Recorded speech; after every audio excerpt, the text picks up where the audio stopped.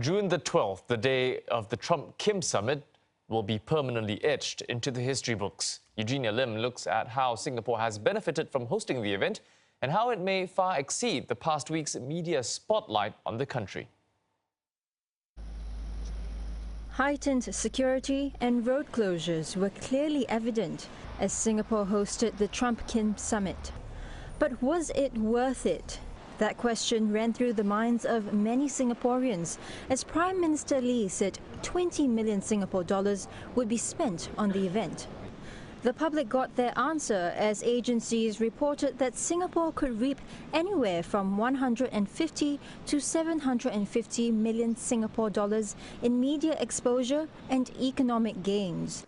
But not all the publicity was positive in the lead-up to the event, as some organizations slipped up on their facts. A day before the summit, the US State Department's website had implied that Singapore was part of Malaysia. Some media even got Singapore's geography wrong. But taking a step back, the word Singapore reached a peak of interest on Google Trends in the past 30 days. It soon became apparent that the country was coming out a winner for hosting the summit. I'm here on the Jubilee Bridge, the very bridge where North Korean leader Kim Jong Un went on that very night stroll, and he took in the sights and the sounds of Singapore just hours before meeting President Donald Trump. Now, analysts say that very moment brought about inexplicable benefits for Singapore. The narrative kind of changed really when Kim took his evening walkabout to Marina Bay Sands and Gardens by the Bay, and suddenly this got beamed all over the world. Here was the Supreme Leader visiting tourist attractions and some of the most famous tourist attractions. To top it all, experts say Singapore also sealed its reputation for arbitration.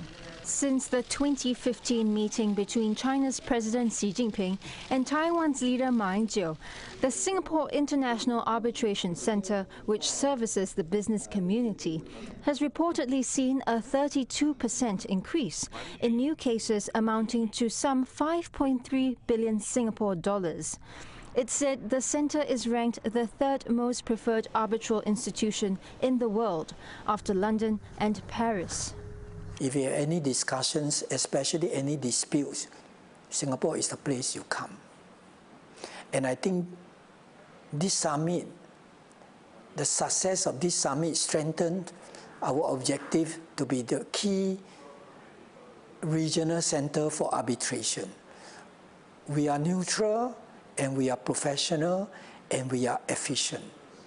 But beyond dollars and cents, experts say Singapore's international standing has also improved.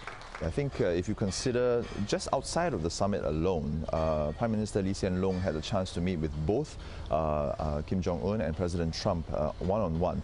And of course, he was able to express Singapore's views and concerns as they pertain to the issues that were discussed at the summit: denuclearization, tensions on the Korean Peninsula, and security and stability in the Asian region as a whole.